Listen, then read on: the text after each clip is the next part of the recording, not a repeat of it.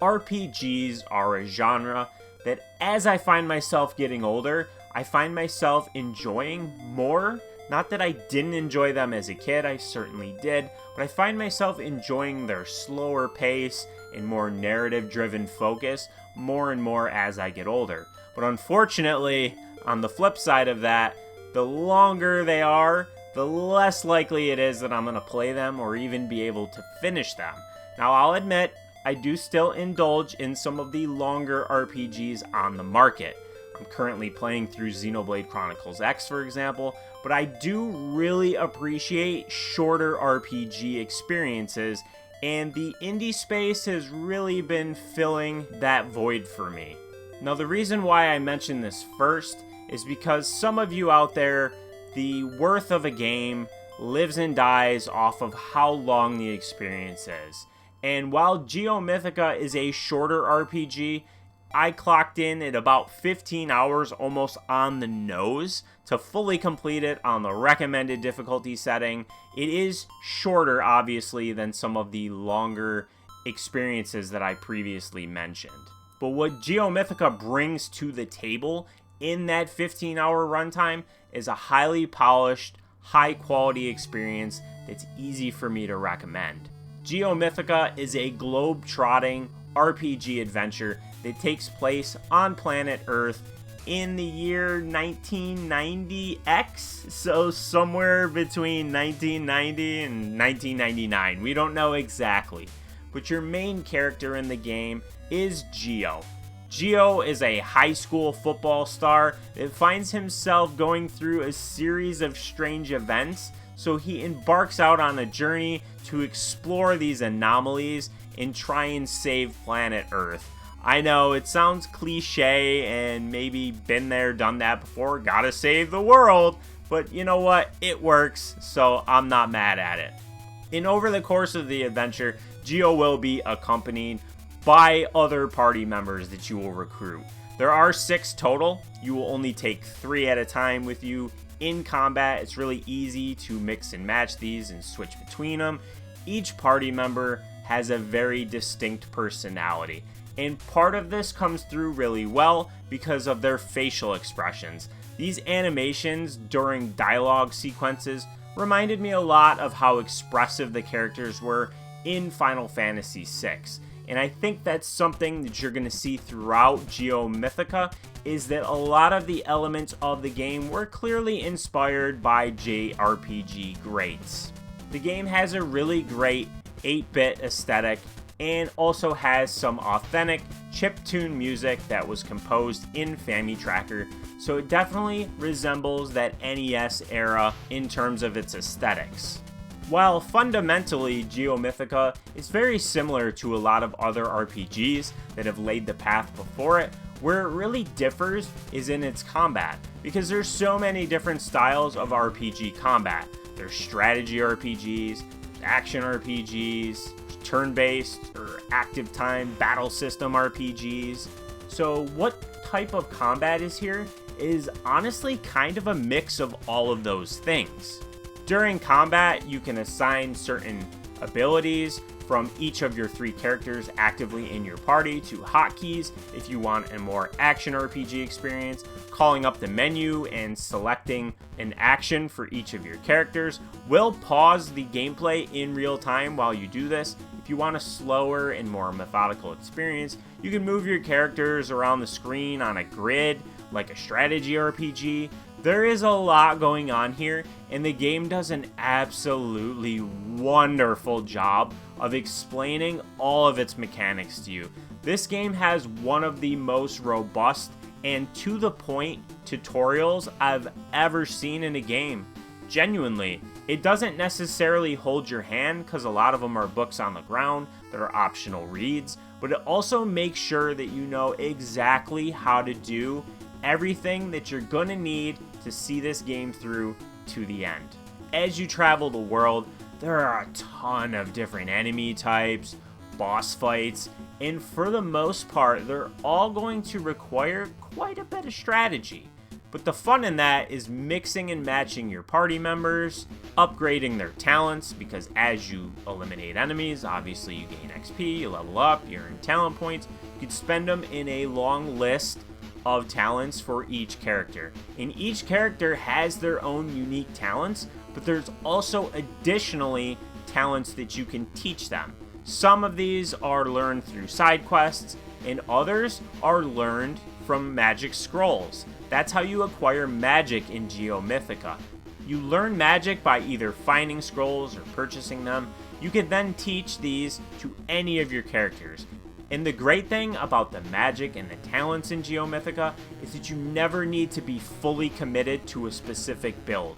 You can open the menus at any time other than during combat and freely move your talent points. You can move the spells around. If you teach a specific character revive and you don't want that character to have that spell, maybe you're going to bump them out of your party and you want to move the spells to your new active character, you can do that. This game is incredibly forgiving in that regard. And then additionally, there are going to be times where you lose a fight. It's natural, it's an RPG, it's going to happen.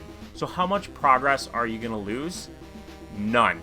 The only thing that happens when you die in a battle is it just puts you right back before that previous battle. So if you're not ready for a particular boss and you need to go backtrack, maybe grind a little, so be it. You can do that. If you learn that there's a specific weakness or something that you need to bring into the fight that you didn't have the first time, you can tweak your party and then try again. It's incredibly forgiving, and it really does appreciate the player's time by not making you redo large chunks of the game that you've already played. And I love that about it. Something else that I really appreciated about the game is the authenticity to each of the locations you're going to travel to. Now, sure, you're going to go to Japan, you're going to go to locations in Africa and England and all these different locations. But something that's very realistic, and maybe some of you won't like this, but I certainly did, is that you need the proper currency types and you need to know the language for each of these new locations. Now, you don't need to really learn Japanese and understand Japanese to speak to the locals there. You just need to have your character learn it. But when you learn new languages, it does actually teach you a few key phrases in that language and quizzes you on them. And that's another thing that I really liked about this. There are some educational elements to the game.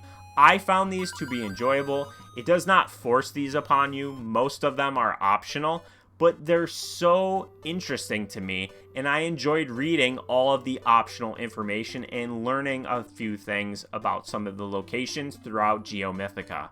Each of these locations is also going to require you to visit banks and convert currency types. Because again, like the languages, they have the different currency types. So there's a lot of different currency types, and I can't think of any other game I've played before where it had so many different types.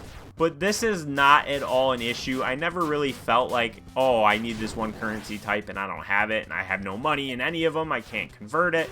This was not an issue at all for me. And another component of it that's very minor, but something that I appreciated, and it offered up a certain level of realism to the experience.